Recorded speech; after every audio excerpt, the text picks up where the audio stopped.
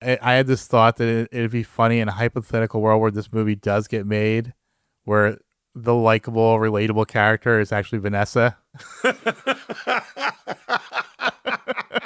Like, everyone loves Vanessa. Yeah, the hero of the book.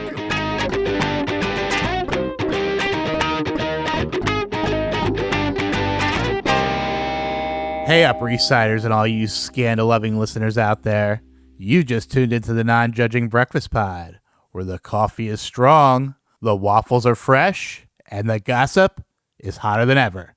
My name is Leif, and I'm your seasoned Gossip Girl veteran. And I'm Steve, the newbie, the rookie, the greenhorn, where are we now, Leif, that we're in season 5?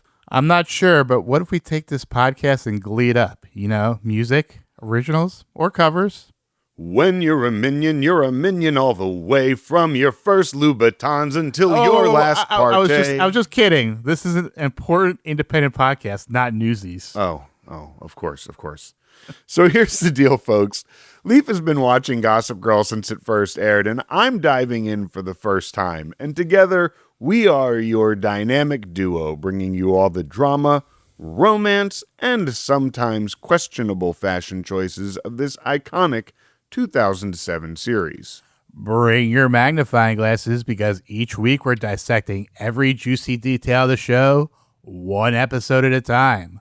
We'll connect the dots, uncover those sneaky little Easter eggs, and of course, serve up some piping hot behind-the-scenes tea. And expect some iconic Phantom moments too, because what's a deep dive without a little drama? And since we are all about inclusivity here at the Non-Judging Breakfast Pod, there is always a seat for you at the non-judging breakfast table. So go ahead and grab a mimosa, a cup of coffee, or roll something up from Nate or Chuck's stash, and let's go ahead and get into this. So we are here to talk about Season 5, Episode 6, I Am Number 9. The original air date was November 7th, 2011. It was, of course, based on the movie I Am Number 4. This sci-fi thriller directed by DJ Caruso and starring Alex Pettyfer, Timothy Oliphant, and Diana Argon. I'm not familiar. I believe I did see this. It's very forgettable because I don't remember anything really about it. Other than I believe like they are like genetic experiments, these teenagers, and they escape and they have some kind of superpowers, I think. So it's like a young Timothy Oliphant. He might have been the bad guy. Oh, okay. It's 2011, so it just came out. And okay. Diana Argon is Quinn Fabray from Glee. Okay. The cheerleader, the blind cheerleader. Yeah, Timothy Oliphant is the one that stood out for me in there. But I believe he might be like a villain, possibly. that makes sense. There's some, I forget. I think the Alex, he was someone at the moment too. He was like some blonde, studly looking dude. Oh, okay. That Diana Argon of dudes. Gotcha.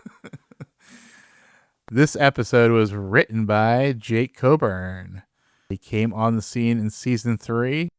Written a few episodes here, but you could tell because his episodes are not great. So you could tell, but he's advanced his way up the food chain, Right. Because he was story editor in season 3, executive story editor in season 4. Now in season 5, he is co-producer, and in season 6, he will go on to be supervising producer. Oh, wow. But these are the actual episodes he's written so far. In season 3, Enough About Eve and The Empire Strikes Back. Yikes. And in season 4, Easy J and Panic Roommate. Yikes. Yeah. Easy J was the Tim Gunn. Yeah. So that was an okay one. And Enough About Eve was an okay one. That was with the freshman toast where Vanessa and Blair were competing. Yeah. And Blair tricks Chuck into kissing the dude. Right. I was thinking Ava, not Eve. I remember that episode now. That one wasn't terrible. But Empire Strikes Back and Panic Roommate were both really bad. Yeah, really bad. But he plays off his politics, I think. Mm-hmm. Yeah. The episode was directed by Andy Wolk. This is his first of 3 episodes of Gossip Girl. He's been directing TV since 1990. He did the episode of Sopranos in season 1 called Boca. I don't know if you remember that one. No, I don't remember. I don't remember episode titles like that for Sopranos. So that's the one where the rumor goes around about the junior gives head. Oh. Under the board. Right. And then he directed for Arliss, Tales from the Crypt, Heart of Dixie, and the Carrie Diaries. Those last 2 are notable because they are also Josh Schwartz shows, so apparently he liked his work. What was the Carrie Diaries? Wasn't that a Sex and the City thing? It's a prequel. Yeah, it's an 80s. Carrie as a teenager. Okay. It was really bad. I can imagine. So our guest stars tonight, we get Alice Callahan, friend of the pod, back as Jessica. Yeah, it's great work. Yep. And we have Amanda Seton as Penelope Shafai and Nan Zhang back as Kadi Farkas. Yeah. It was a little bummed that Notably missing is. we are notably missing is. We've also been noticeably missing Melissa Fumero as well. Yeah. I believe she probably has other work at this point. Yeah. Did she may have gone on to like soaps or something like that before going to Brooklyn Nine-Nine. Nan Zhang taking some time off from medical school. Yes. to come back to Gossip Girl. Yes. Why don't you give us that Vulture recap? Here we go. It's the nature of a Gossip Girl character to be self-destructive, to make poor decisions that compromise one's morality and often one's virtue. But on last night's episode, a few Upper East Siders stood up and said, enough. Serena decided that she would rather lose a job she did not need at all than deceive her brother lover Dan by helping to make a movie she knew would displease him. Chuck made a decision to move on from his prolonged period of mourning over Blair. Nate told Diana he didn't want to be the boy toy she secretly used for sex, but the boy toy everyone knew she used for sex. And Diana, in turn, fulfilled her promise to show New York City who she really is, which is a dangerously scary cougar. Yeah, these are getting shorter and shorter as they wind down towards the end. I'm grateful for the length, but it's also, you're giving up, aren't you, Vulture? Even though they shout out in this episode. Oh yeah, they did, didn't they? Funny they didn't mention it too.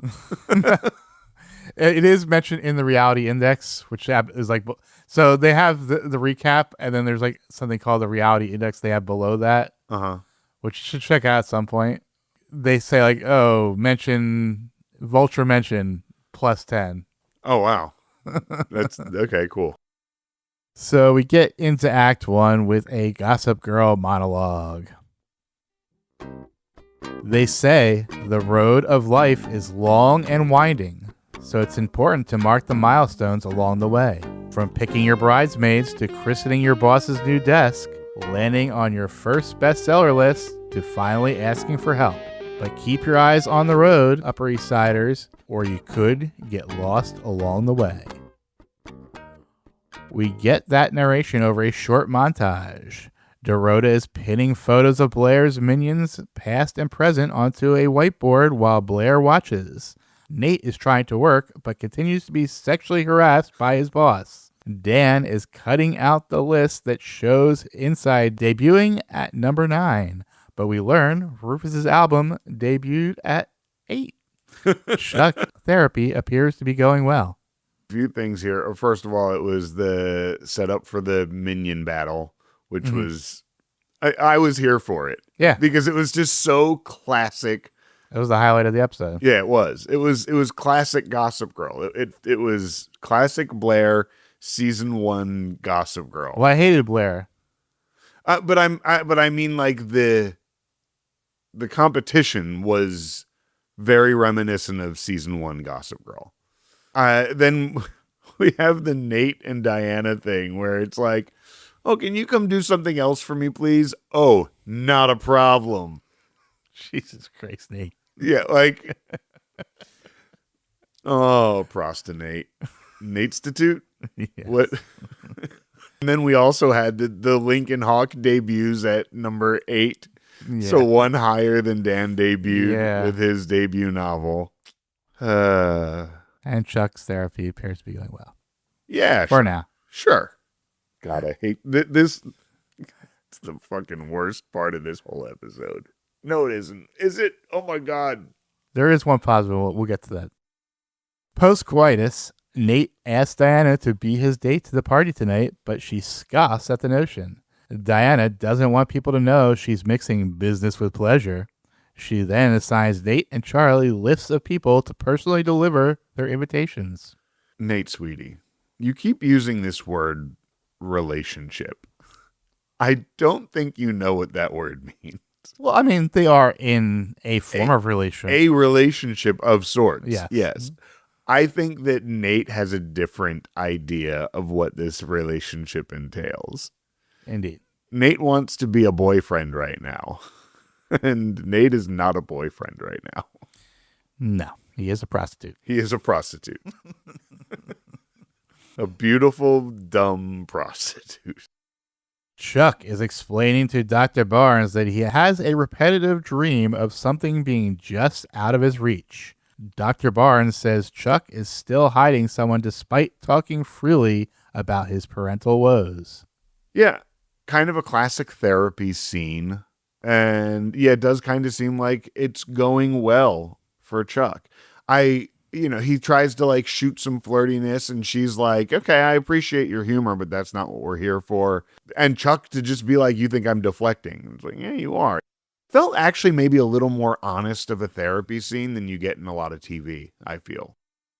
Blair goes to Louie at breakfast and asks permission to do some scheming and manipulation in her quest to pick a bridesmaid. Louie isn't thrilled by the idea, but eventually relents as long as her games are completed before the party tonight. First of all, Blair, you're not scheming. You're just doing your classic Blair bullshit. So, like, I don't know. But also, the whole, like, oh, well, Louie, you just don't have it in you to scheme was kind of the takeaway of this one. Yeah. Serena comes into work and Jane introduces her to Diana. It turns out the two women are old friends. Diana tries to pressure Serena into coming to the party tonight and potentially writing a blog about her life. I gained respect for Serena in regards to this. How she is like, I've been followed my whole life by Gossip Girl. I'm not about to do that to other people. I'm not going to be your person to be the new Gossip Girl because I'm not going to put other people through that. And even through the episode, even through taking the position later, she doesn't back down on that point, that she is not here to follow and ruin people's lives. Correct. Blair is laying out the basics of the bridesmaids competition to Jessica, Penelope, and Cotty when Ivy gets off the elevator at the Waldorf apartment. Blair ropes Ivy into the competition, so Ivy texts Nate to come pick up her list of invites to deliver. Uh-oh. Yeah, because Nelly Yuki is like, where's Nelly Yuki?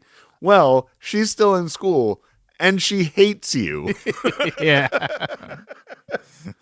I would love a Nelly Yuki return. Nelly. I would love for her to show up at some point. If for no other reason, I want her to gawk at Dan more. Like, I want her to. I loved that. But yeah, then, oh, well, here's a random person that walked in whose cousin will be in my wedding. So sure, you're in the competition now, Charlie. Makes sense. In the world of Gossip Girl, yes, it does. Louis has officially entered his villain era. He is standing in the rain waiting for Dr. Barnes to emerge from her building. He hands her an envelope with money and aggressively tells her she needs to cause Chuck to explode so that Blair will never pick him again. Louis, you fucking dumbass. as a human male that I am, no better way to push someone into the arms of someone you don't want them to than by going through such lengths to make sure they stay apart. It is like a law of nature that the harder you try to separate two people, the more they're going to just be drawn together. I think about my daughter was dating this guy at one point who snuck out of his house to come see her at mine. I knew he was coming over after work. I knew that it was going to be late. I said this was okay. His dad called me flipping out, talking about how they shouldn't be allowed to see each other and how he wants to keep them away from each other. And I'm like, why? My kid didn't do anything wrong. Your kid snuck out. I'll tell him he can't come here if you don't give him permission. My whole point to this being, after I fought to let Emily still be friends with this guy or still be in a relationship with this guy, she comes to me and she's like, nah, I'm good. I'm not in for the games. Yeah. So like, if Louis would have just been like, oh, wow, I found this thing, but she's still with me. Okay, well, that's the sign I need. Then he doesn't look like an asshole in the end here. Why are you doing this, Louis? Well, it's because the theme of the show is if you're around the Upper East Side, especially around Blair, you're just going to become corrupted. Yeah. It's inevitable. Yeah. This is what Gossip Girl thinks about it, though. Looks like Louis is about to make young Bass's road to recovery a bumpy ride. Better buckle up, Chuck. We move into Act 2. Dr. Barnes shows up at the Empire to light Chuck's fuse. She immediately brings up Blair and presses Chuck on how he feels about her marrying Louis. Chuck goes into his safe and pulls out the Harry Winston ring and says if he has really given up on Blair, he should return the ring, which he does give to Dr. Barnes. As she gets on the elevator to leave, she texts Louis that she can't do this anymore. I think there's two big standouts to me in this scene. The first is that when she gets there and Chuck is like, what are you doing here? And she's like, I thought, seeing you in your natural environment would help me learn more about you. You had your entire way over here to think up your lie. Plus the 24 seconds in the elevator that because isn't that the timing of the elevator that we figured out? Yeah. But, her main explanation was that she felt that the session was incomplete, which I don't think a therapist has ever done, ever. No. But still, I mean, it's an explanation. It makes some sort of sense. The number of times that I've been like mid-sentence with my therapist, and it's like, well, that's the time we have. Exactly. And my therapist was really good about not just, okay, we're done, get out.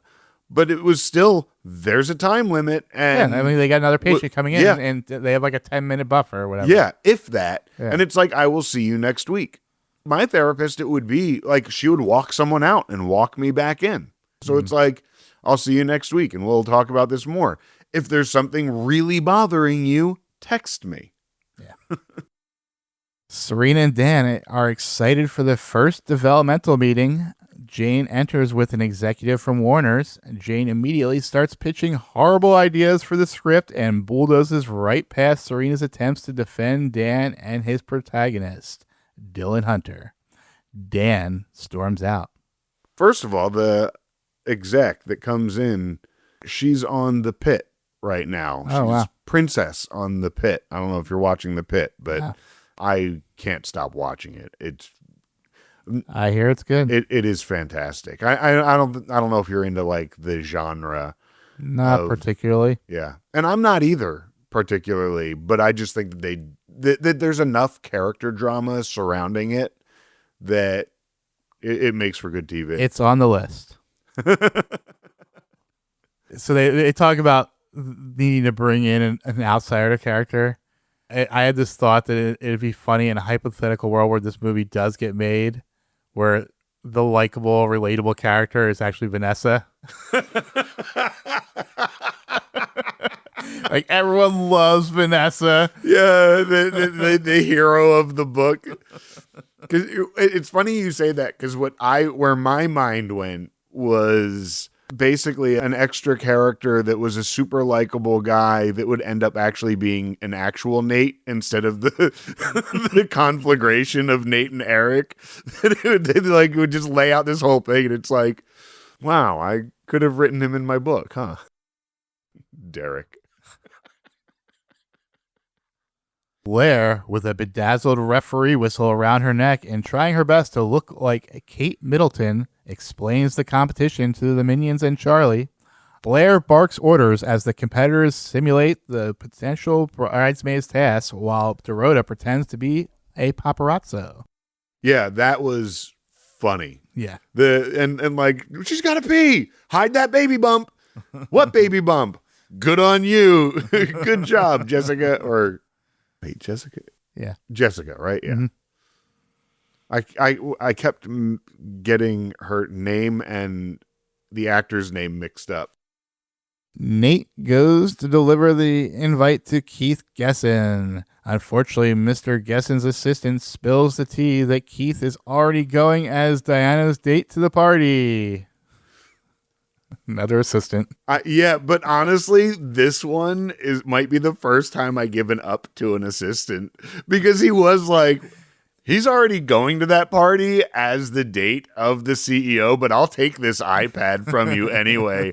Thanks, sweetie. And you don't know about this and you say you're in media? Yeah. You don't know, and you're in media and you don't know, and like shows him the front page picture. Oh, Nate. Sweet Nate. Nate, it's not a relationship, Nate. You're a side piece prostitute. Serena goes to the loft and tells Dan that Jane wants him to waive his right to the script. Serena gives her word to defend Dan's vision and convinces him to give it up. Honestly, I think that is the right move to do objectively. In a real world situation, if this was the real world. Dan has zero screenwriting experience. And she's right. He should be right on his next novel. And they should hire a great screenwriter to do the adaptation. That is all objectively true. Like they say, he's too close to the material to not just make it a replica of the book, which books and movies don't always translate like that. Although the one person did say that he could just copy and paste it and it's done. And this is what Gossip Girl says about it. Careful, S. Everybody knows the road to hell is paved with good intentions and shady bosses. Act 3 begins. Nate calls Diana to confront her about Keith Gesson. She doesn't deny it, but says it's just business. She says now is not the right time to tell people about her and Nate. Yeah, he's just business. This other guy I'm banging, just business. I'm just banging him for business. I'm banging you for business and pleasure. No, I'm prostituting myself out to somebody else so that you can prostitute yourself to me. Exactly. It's the chain of prostitution. It's a chain of prostitution. Multi-level marketing. Yeah. It's vertical integration. It's a pyramid scheme. Back at the production office, Serena tells Jane that she got Dan to waive the rights. Jane is once again Team Serena, but much to Serena's dismay, Jane explains that she is going to Zuckerberg Dan's character in the movie and reveals that she already has Aaron Sorkin lined up to do it. Aaron Sorkin would be a phenomenal screenwriter. Now, this is also when she tells why she got Dan off the project and everything, too. This is where she reveals that they're going to Zuckerberg him. This is one of the most ridiculous things to me, because you don't have a draft of the movie yet. So this producer can go ahead and say, yeah, give me a draft of this and portray this guy this way. That doesn't mean that's the movie that's getting made. A draft of the screenplay has not been written, and this producer is already locked in solid on this one decision that this guy is an asshole and that's how we're going to portray him. And it's like, it seems like an injustice to the story you're trying to tell to. So I get all that, but what I didn't get about this plot at first was that the book already portrays Dylan Hunter as the worst. They've already said this multiple times. Dan has said over and over, I come out looking worse than anybody else. Then I realized this is actually very smart writing because they're writing Serena's character as she is. She's fucking dumb and she's trying to protect people in the worst possible way. Mm-hmm, mm-hmm. I don't even know if Dan would have even minded this whole. Yeah. Yeah. He's already in the book portrayed as the worst. Well, and so, which brings me to another point about this, that Serena's all like, oh, I'm protecting you because they're going to Zuckerberg you. Dan has also said multiple times, this is fiction. Yeah. This is an exaggeration. This is a satire. This isn't real life. So if someone watches that and they're like, wow, that guy's a real asshole, they're not going to look at Dan Humphrey and think that guy that wrote this movie is a real asshole. Like, even if they know he's the insert, we know that Dan is the insert of Josh Schwartz on this show, right? Mm-hmm. And he can be an asshole. I don't think any less of Schwartz. I don't give a shit. Blair explains to Charlie, Penelope, and Jessica that they have advanced to the next round. They will be attending this Spectator party with her and Louie tonight. The first one to score a kiss with Nate wins. Oh, I missed the part where Cotty loses, I guess, but I guess that was all in that same scene, right? At the previous competition part. Yeah, so okay, the previous part, Charlie gets top marks, and our friend Jessica literally pushes Cotty out of the competition. Yes. That's right. I forgot. So now they're moving on to the next round, but I do love the long-running gag of Penelope's unrequited love for Nate. Yes, I thought it was so great, and I loved when Blair did the reveal, how all three of them were excited. Yeah, but for different and played it so differently. Like Charlie played it like, oh. Yeah, I can do this. Yeah. Like, sweet. Penelope was like, sploosh, and like just completely flipped out. And then you have Jessica, like, her armpits, which is also an ongoing thing that they've used in previous episodes of her getting sweaty. So I thought that was really funny. Alice did a really good job with the physical comedy in this episode. Yeah. Yes. Knocking Cotty over. Yeah. and later on, like running through the party and everything, and her reaction to that. I thought that this was some of her best work. Charlie gets a call from Diana, who is pissed she gave her list to Nate. Charlie explains she has a chance to be Blair's bridesmaid and cover the royal wedding from the inside. Smooth. Smart. Mm-hmm. Unfortunately, it meant Nate was delivering the wrong messages, right? And that's how Nate found out about the chain of prostitution. Serena calls Dan and invites him to be her guest at the party tonight. She says Jane wants to get to know him better, so he should be nice. Oh, Serena. Such low level scheming. Yeah. Blair is so much better at the scheming. Serena always knee-jerk schemes, and she's not good at it. Yeah, she doesn't need a scheme. She just needs to wield her power. Yeah. And this is what Gossip Girl says about it. In a rare mid-act Gossip Girl blast. Spotted, S tried to navigate a slippery slope, but she's not the only accident waiting to happen. Charlie shows up at the Empire and finds Nate moping. He explains it's about a girl who he fails to name and that she's taking someone else to the party tonight. Charlie says he needs to fight fire with fire by taking her as his date, which he agrees. Yeah. Well played, Charlie. Very well played. And I feel like she's been kind of into Nate for a bit now. That I feel like she's noticed Nate, I guess is the better way to say it. He's an attractive guy. Yeah. He's a good-looking dude. Beautiful prostitute.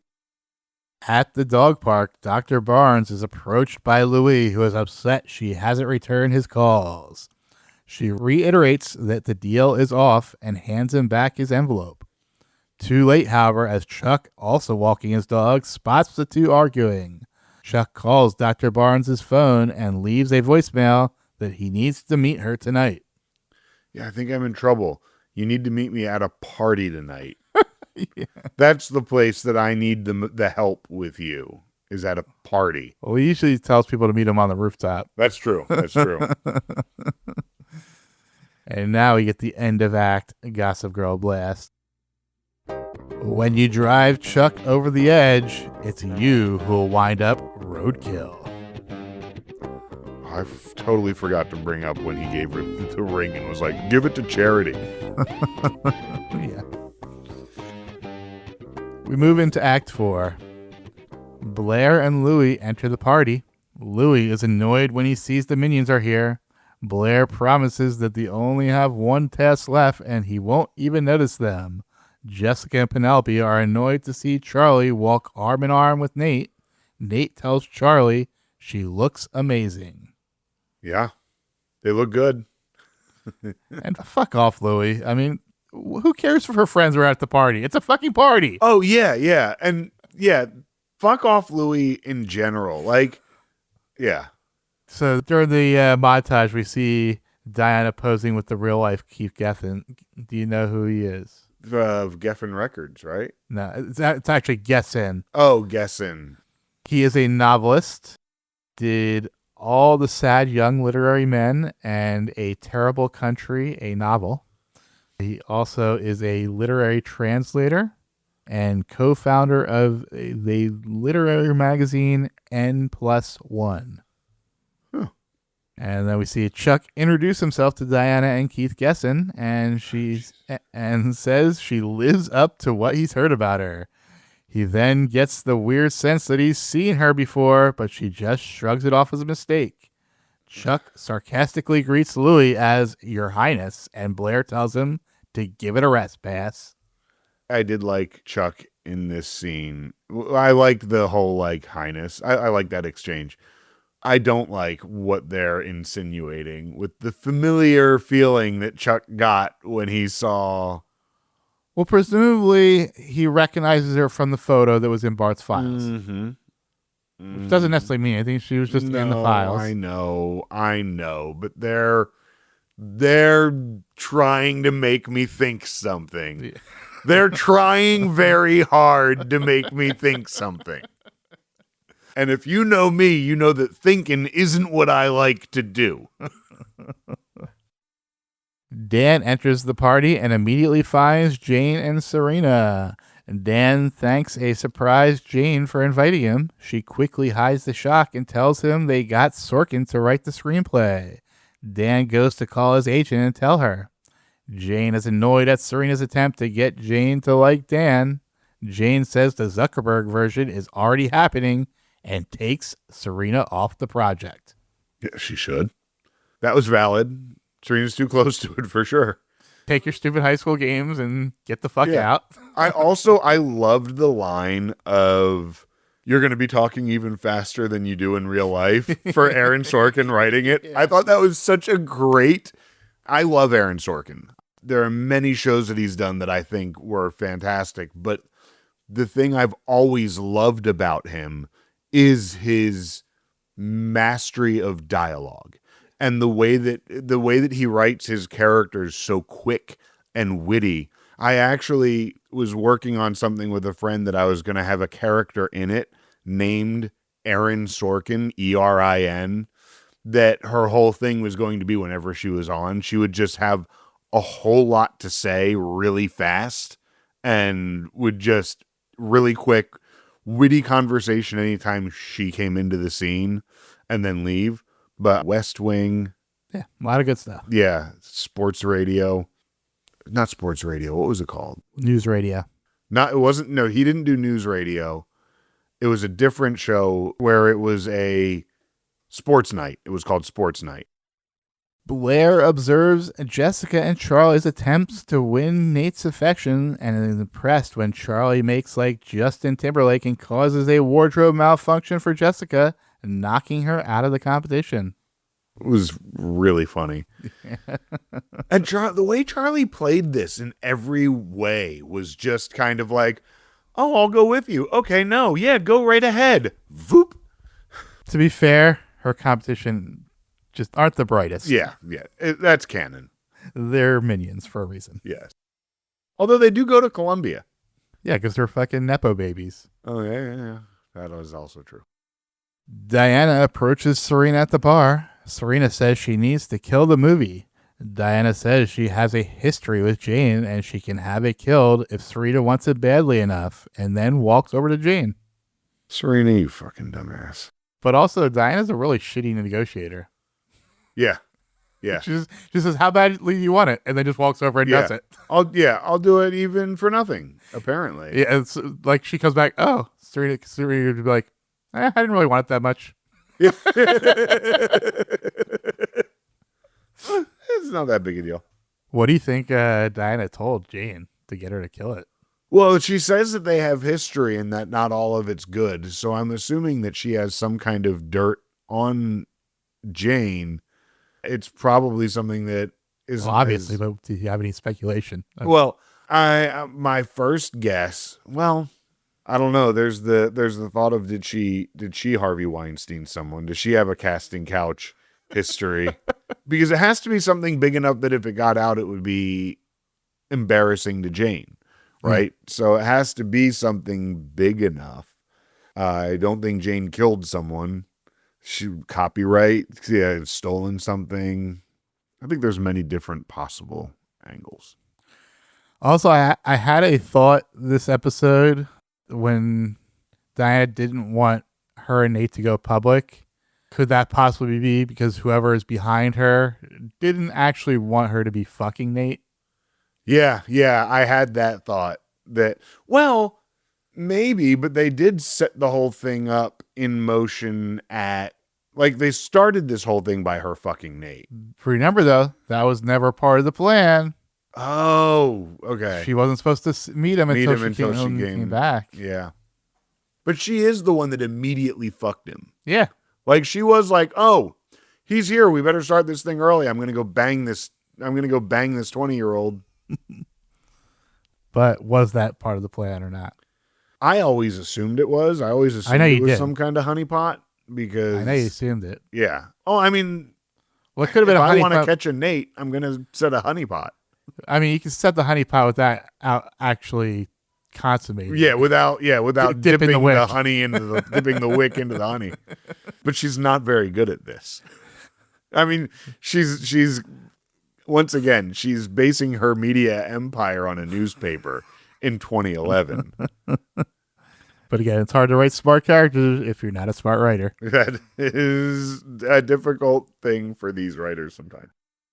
Charlie is watching Nate and Chuck talk across the room and is approached by Penelope, who says she has given up. Charlie doesn't think that she's Nate's type and tells Penelope that Nate said she was the hottest girl at Constance. Penelope works up her courage and goes in for the kiss, but a confused Nate dodges her. She ends up in an embrace with a waiter and gets dismissed by Blair for consorting with the help. Louis just shakes his head at Blair's antics. Chuck, however, smiles in amusement before he sees Dr. Barnes enter the party. Yeah, Charlie, that was so beautiful. So well played. And Nate, the way he's like, whoa. And Penelope, the choreography of this whole thing was perfect. The way she falls into the waiter's arms. I loved it. What did I say about consorting with the help? Dan asks Jane why she's leaving already, and she tells him it's because Serena had the movie killed. Not much really to say about that. She was pretty pissed that her friend hosting this party just sold her out. Yeah. Diana begins her speech about the launch of the Spectator. Charlie dares Nate into kissing her to make his girl jealous. Blair raises her glass to Charlie from across the room, but Diana also sees the kiss, causing her to momentarily stumble her words. She continues and gives fair warning that she plans on stealing the best staff from her competition. Did Blair notice Diana's reaction? I don't think so. Okay. There was the way that they edited that. There was a moment that I kind of thought that when Blair first looked over, I thought that because it's right after she falters. Then Blair looks over. And I couldn't tell if it was just the editing, how it just turned out, if just Blair just noticed like that. But I couldn't tell if Blair was piecing that together too.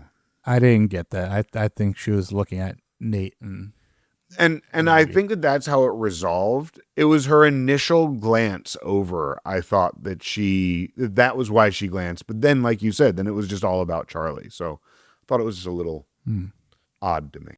In that previous scene where Penelope gets eliminated, I think it's worth noting the difference of reactions between Louis and Chuck to the scheming. Yeah. Yeah.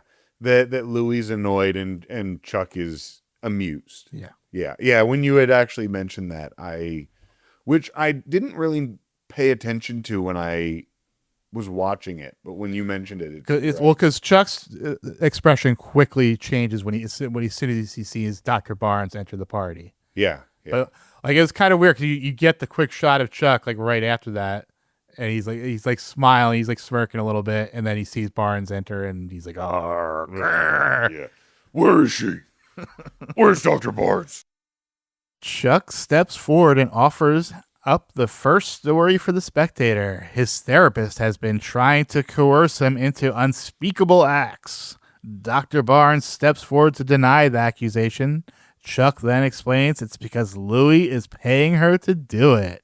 Yeah, I don't know why the sex acts thing, because you could have just come right out with hey, this royal is paying my therapist.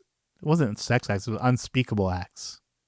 Oh, I thought he said hypnotized for unspeakable. Oh, I guess I assumed unspeakable acts were sex acts. I thought it was more just like more abuse and getting angry and pissed off and causing issues. Oh, okay. Yeah, I guess I just looked into it as like he did at the end of last season. This is what Gossip Girl says, though. Don't worry, B. You're still marrying a prince of fools. Gossip Girl, you do better. Do better, Gossip Girl. Lies was right there. Act 5.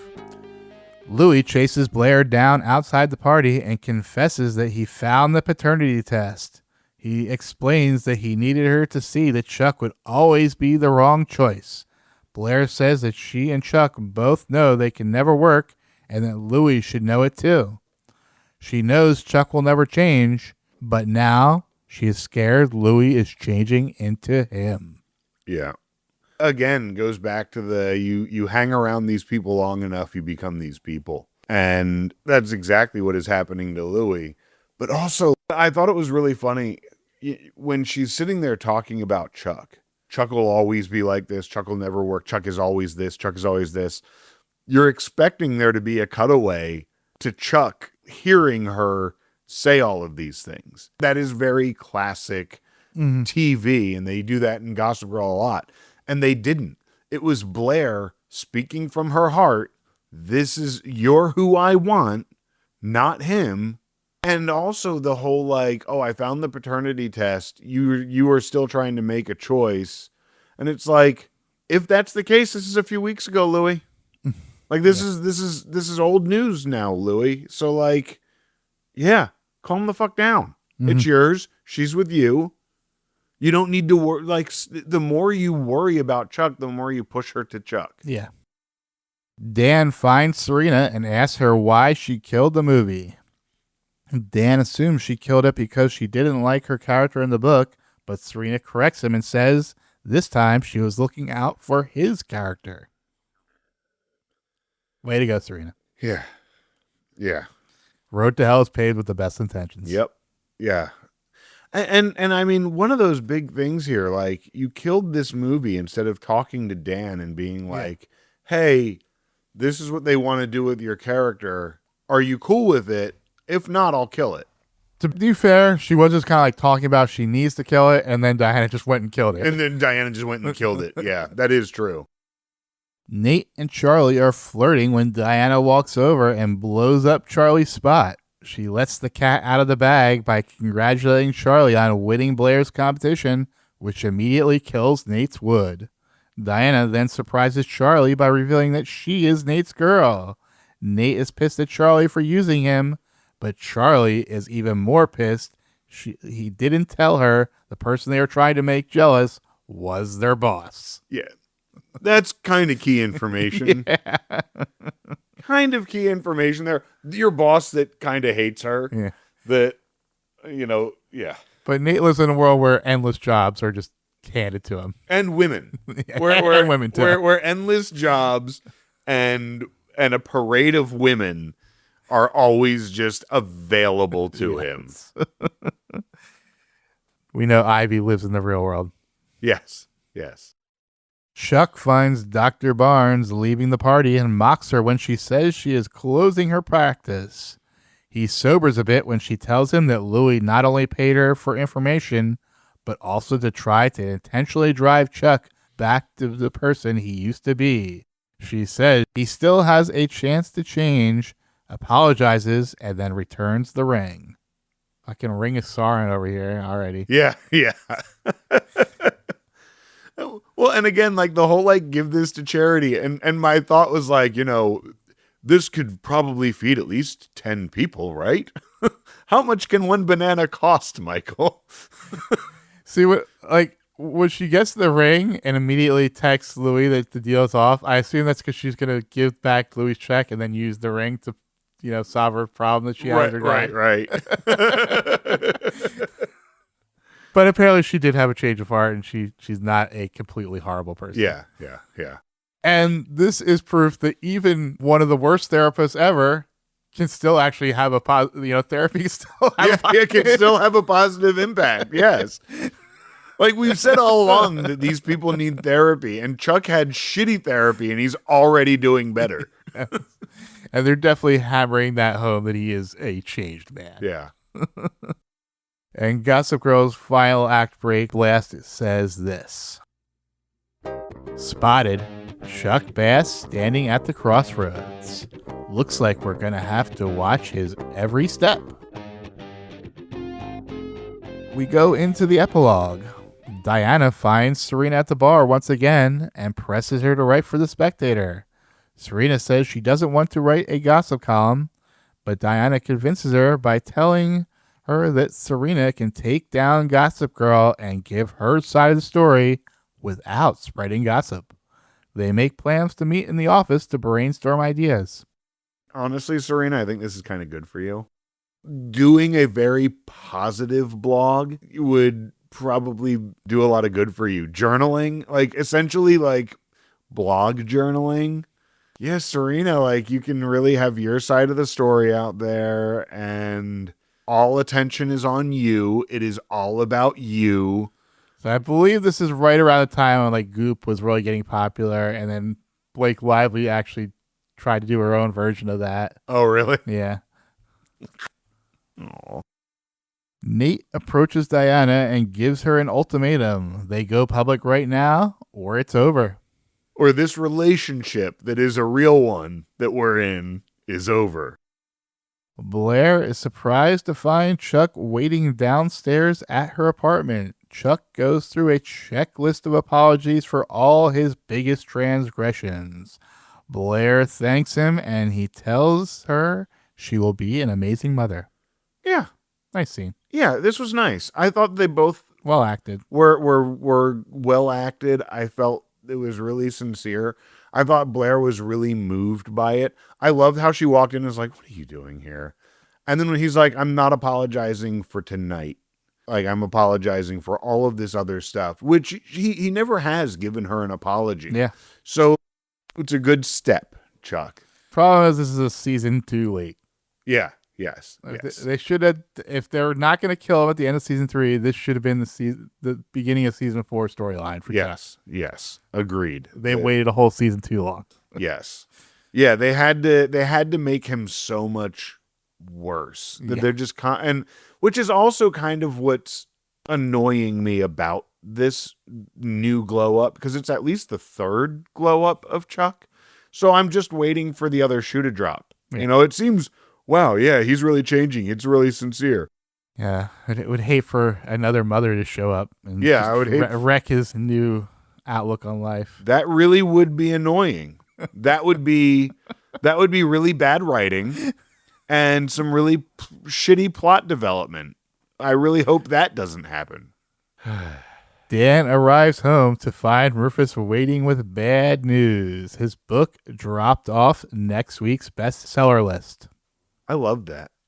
I loved that Dan had all this success and it just kind of disappeared. And then Rufus is like, well, now that Aaron Sorkin's writing it, it should just jump right back to the top. And he's like, there's not going to be a movie.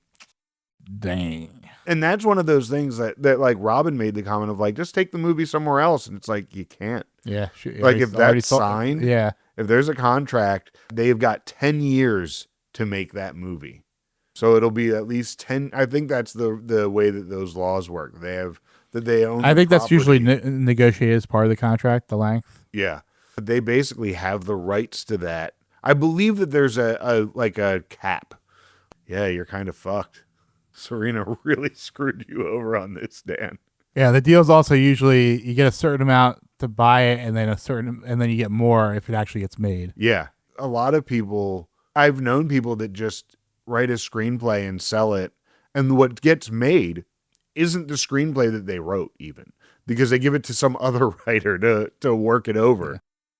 Charlie goes to Diana's office to apologize for kissing Nate.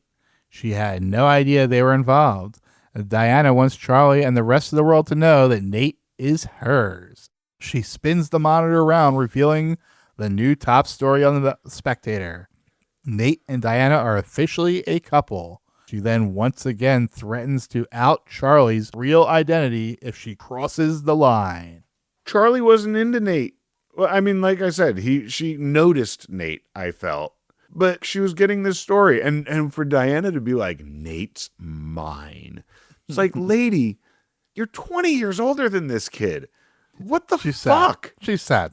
Sad and pathetic. Sad and pathetic with your media empire. She announces her own relationship on the website. Yeah, on her website. Yeah, that she's announcing that she's banging her top employee. Is it her top employee or just an intern? Well, yeah, her best intern. Well, at least best at dicking her. But Nate's going to have to borrow Serena's blue dress.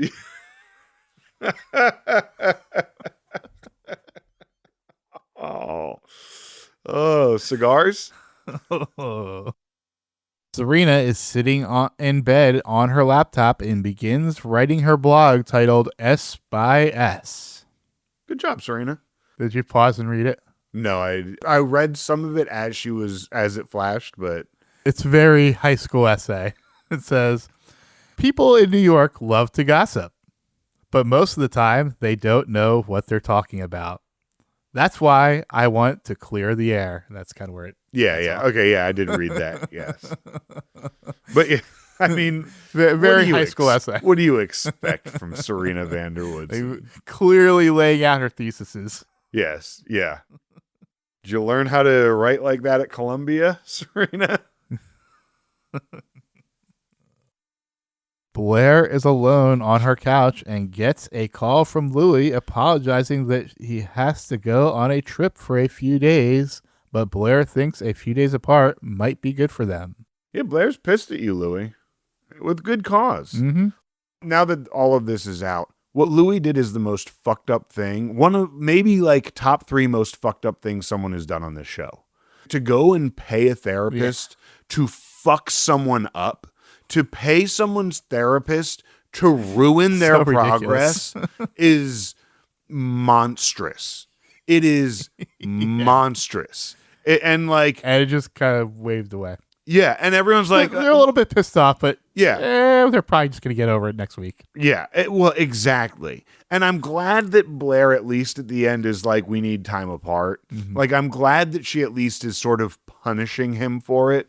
But it really is, like, aside from Chuck assaulting people on a few occasions, this might be the most... Or Lily sending someone to jail for a few years. Agnes as well, drugging Jenny and dropping her off at the bachelor party. Yes. Yeah. Agnes drugging Jenny might be number one. Georgina also roofied Serena. Yes.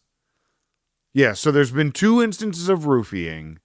There's been 2 instances of sexual assault. And 3. Are you? I'm counting episode 420. Okay, which I was about to say, and 1 just assault.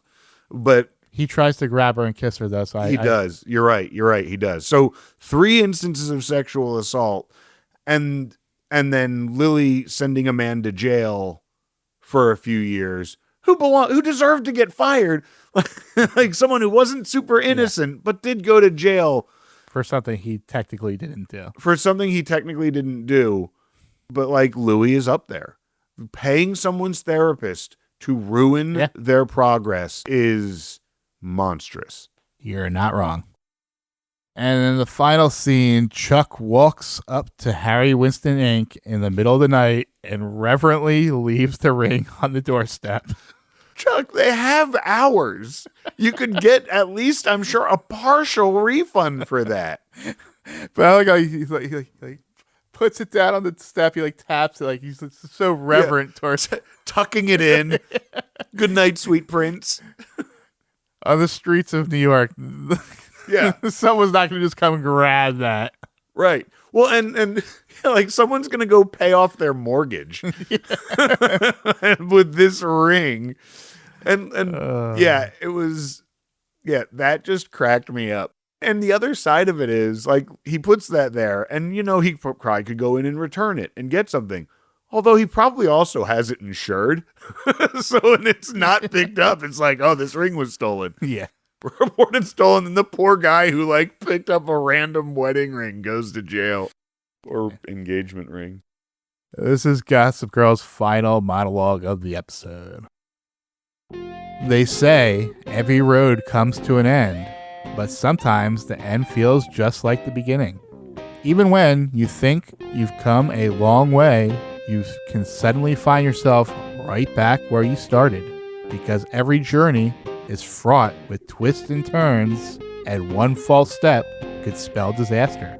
But no matter what, you still have to stay the course and forge your own path. Because there is no going back now, and it looks like this one is going to be the ride of our lives. XOXO Gossip Girl. That is our episode. What's coming next? Well, Blair and Louie are going to have some tension, but they're going to work it out because we're waiting for that wedding for them to break up. Chuck is going to try to convince me that he's a good guy now. And I feel like the show is going to try to convince me that for a little bit. But there's also this whole Diana storyline that needs to unwrap as well. The Chuck Diana shit is just taking another step. I think that Charlie and Nate are going to become a thing and really make Diana mad, which could lead to Ivy being outed, but I think we've got time before Ivy's outed. And honestly, I think Ivy gets outed when Diana brings the real Charlie to New York, if there is a real Charlie. That I would Spicy. assume Diana's going to be the one to out Charlie, right? Because she's the one that has the info. And I think the best way to do it would be bring in the real Charlie. So that was I just thought of that right now. But I don't think that things are over with Inside. I think that we're going to see something else come up of this with Dan. I think that unless they're just moving on from that story altogether, but I feel like it was too big. I will reveal that Jane and Dr. Barnes, this is the last we see of them. Okay. I actually kind of figured Jane's part was done. I wasn't sure about Dr. Barnes, but it makes sense for her to be done. I kind of thought that Chuck was going to go back to her, like, and be like, hey, you know what? Now that you were honest with me, bullshit, whatever. But because I really would like Chuck to continue therapy. I think that's good for Chuck. Yeah. But I think that Inside was too big of a plot point, that too many plot points of that haven't been resolved yet. The Nate thing hasn't really been settled with Nate's feelings about it. I feel like there's more up in the air about Blair it. still hasn't read the whole thing. Blair still has not read the whole book, which I think she'll do before the wedding. So, yeah, she's taking time apart from Louis for a few days. She's got time to read. I believe those are my predictions. Yeah, Louis will be absent from the next episode. Oh, good. I'm over the Grimaldis at this point. Any updates on your prediction on who stays longer, Louis or Diana? I think Diana. I feel like Diana is going to be in for a while now. I think Louis, I think that the wedding is probably around episode 11. I think that's my guess, just based on our conversations. That being the point where people are like, fuck this show. I feel like that's the wedding. I feel like the wedding episode, a few things are going to happen. I feel like that's when they're going to get rid of this baby. I feel like that's when they're going to get. So you think the miscarriage is going to happen at the wedding? Or right before, or within an episode, either one before or that episode is going to blow everything up. So she's going to have the miscarriage and they're still going to get married? I think that they're still going to attempt to get married? I think they're going to attempt to and then be like, well, no, this isn't going to. I feel like it's going to be a leave at the altar thing, that she's going to be there and be like, well, no, this isn't what I want anymore. I do think it'll be Blair who will call it off. So 0 chance they actually get married. I do not think they'll actually get married. Nor do I think that baby is making it to the second trimester. And do you still have any thought that it could be Chuck's? No. I now that Louis has seen the report, it's quite solidly Louis. Well, you had said before you didn't think Blair had even opened it. Yeah, I wasn't sure if Blair had even opened it. That it was ripped up still and taped up the way it was. I wasn't convinced she had. But now I am. Now I feel like that has all been resolved. Fair enough. Let's get into segments. Hello there, Peabody here. And this is the Wayback Machine for traveling through time. And this is my boy, Sherman. Speak, Sherman. Hello. Good boy. This week in fandom, we jumped in the Wayback Machine to travel to the Television Without Pity forums from 2011.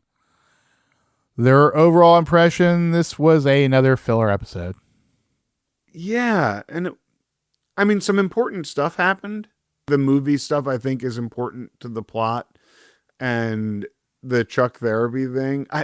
In fact, I would argue it wasn't a filler episode, but felt like a filler episode. Mm-hmm. I felt like it wasn't meant to be, but just is, because it wasn't very good. What's with the shitty parody of Blair? I thought that it was just a throwback to earlier seasons. But yeah, we don't want Blair to regress to what she was in high school. Yeah, I just felt like it was an homage, like a throwback. I wasn't upset with it. I get it. I get your point. I get their point. I just wasn't bothered by it. Positive vibes for Ivy as a character. Comparisons to Jenny before Taylor Momsen took over. Wow. That rude. So season 1 and 2, Jenny. Yes. No lies detected. I agree. I think that Ivy Charlie is fitting in really well. I think that she's really come into her role really well. She is definitely kind of filling that Jenny sweet spot. Not as good as Jenny, but she's diet Jenny. Yeah. Jenny Light. They hope the writers will stick with the Chuck redemption line this time. Really like the apology scene. Yeah, I really like the apology scene. And I've been saying the same thing. I'm tired of Chuck glow-ups. So if they can keep him up, great. But I'm worried about the carpet getting pulled out from under us again. Is he going to object at the wedding or some shit? That is the fucking course he is. Of fucking course he is. Disappointed that there's back-to-back episodes with no movement on the dare front. Yeah. Get them back in each other. There's a lot more Chuck, Blair, and Dan Serena movement this episode. Yes, and we all want, everyone but Robin wants the dare progression. But finally, many people still believe the baby is Chuck's. I mean, like, I can see it, but except for the fact that Louis saw the thing. Louis read it. Yeah. I don't think Blair doctored it. I don't think she changed it. I think that she put it in a drawer to forget about it. It would have been mentioned if it was Chuck's. Yeah. That is it for this week in fandom. Moving over to episode grades, it is my week to go first. I agreed with them. This was kind of a filler episode, nothing too special, but wasn't horrible. So right down the middle, I gave it a C. Yep. Yeah. I'm right there with you. I didn't hate it. I chuckled a few times. Right down the middle. Not one of their best. Definitely not their worst. Moving over to Stockwatch. Going up. Not a lot going up for me. Just Chuck for appearing to be moving on the right path at the moment, at least. So I gave him up. And Nate for finally kind of standing up for himself a little bit. And he got to kiss Charlie as well. So those are my 2 ups. Yeah, I was going to do Chuck as well for just throughout the episode. Chuck, that apology at the end, Chuck doing a decent redemption arc. I also wanted to give up to Nate because in the end, the boss admitted that she's banging him to everybody. I also wanted to give it to Ivy because she did manage to get into Blair's wedding party. She won the competition and she got to make out with Cutie Nate. So I'm going to go ahead and give Charlie the up. And also I'm going to give the up to the secretary for the first time, the first secretary to get a plus for owning Nate for being in media and not knowing that his boss in media was banging another media guy. Another media mogul. So I had Ivy / Charlie as neutral because she just barely continues to walk the line. So I'm keeping her neutral. She's walking that line. I accept she is walking that line. I accept that. I feel like she is walking that line, but I feel like she is I feel like she is always just one step above the line right now. So that's where I fell for her. Rufus, I also had neutral because Matt Settle's no longer getting good directing, so I couldn't tell if he's being generally supportive for Dan or if he's gloating.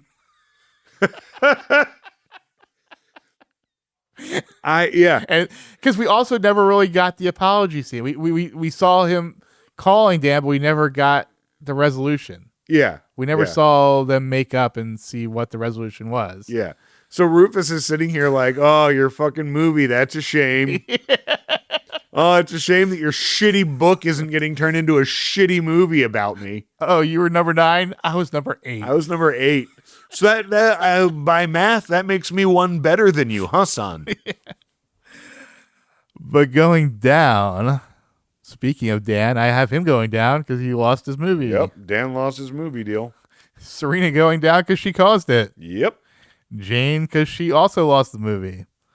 Dr. Barnes for being a horrible and unethical therapist. Louis for being a full-on villain. Mm-hmm.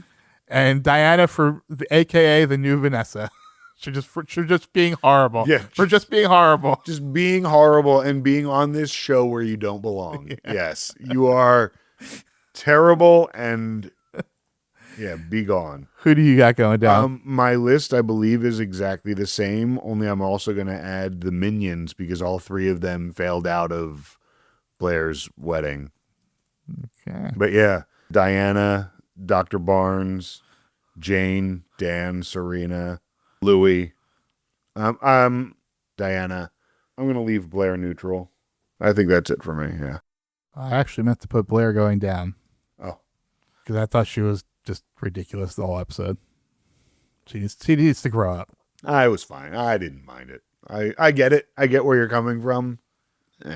I think her arc is to get beyond just being pure scheming. Yeah, I agree. She'll get there. That part of Louis I actually kind of agreed with. Yeah. But here's the best outfits from the last episode we've seen. Moving to best outfit. For me, it was Serena's blue dress with the matching earrings and hair tie. Yes, The shoulder, one shoulder mini dress. It was the... Hold on, I actually looked this one up because I liked it so much. The Thornton Brigazzi... It was called Preen by Thornton Brigazzi was what I found, the blue dress that she wore. And I had the same one. It was actually maybe my favorite dress Serena has had so far on this show. Definitely in a while. Yeah, it's been a while, and it was just very pretty and very elegant, and I thought it looked great on her, yeah. That is it for segments. Do you have anything you would like to plug? Well, I feel like I plugged a lot this episode already with the Pit and Aaron Sorkin. So other than that, you can go ahead and find me on TikTok or Instagram, steve.marchon, Marchion. And also, I'm going to keep telling you to listen to Dungeon Crawler Carl on Audible. And you can follow me on social media. You can find me on Blue Sky and on Instagram at Hot Capicola. That's HOTCAPICOLA. And you can find the podcast on Instagram, TikTok, and Threads at Non-Judging Breakfast Pod. You can find links to our Discord server, our Patreon, and our subreddit all on our website, nonjudgingbreakfastpod.com.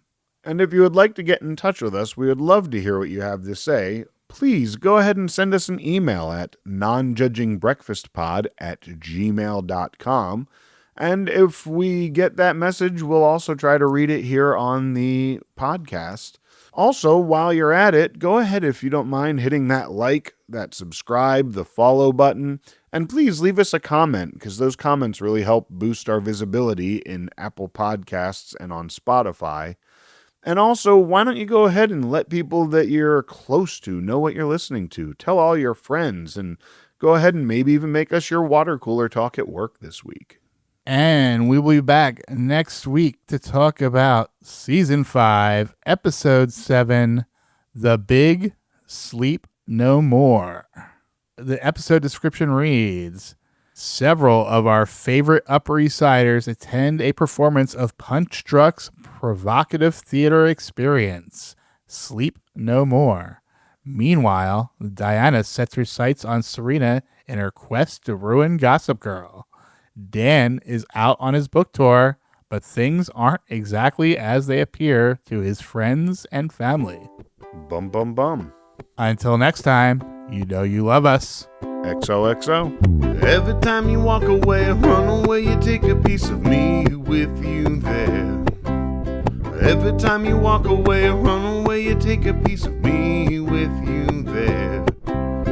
Every time you walk away, run away, you take a piece of me with you there. Oh, it seems I'm walking right to your door. My heart's still resting, looking for something more. Are you ever gonna see everything you mean to me? I'm trying really hard to believe. Every time you walk away, run away, you take a piece of me with you there. Every time you walk away, run away, you take a piece of me with you there. Every time you walk away, run away, you take a piece of me with you there. Never feels right when I'm out here on my own. I left last night and it feels like way too long. Are you ever gonna see everything you mean to me? I'm trying really hard to believe. Every time you walk away, run away, you take a piece of me with you there. Every time you walk away, run away, you take a piece of me with you there. Every time you walk away, run away, you take a piece of me with you there. come back to me. Smile and you'll make my life complete. Every time you walk away or run away, you take a piece of me with you there. Every time you walk away or run away, you take a piece of me with you there. Every time you walk away or run away, you take a piece of me with you there. Every time you walk away or run away, you take a piece of me with you there. Every time you walk away or run away, you take a piece of me with you there. Every time you walk away or run away, you take a piece of me with you there. Every time you walk away or run away, you take a piece of me with you there. Every time you walk away or run away, you take a piece of me with you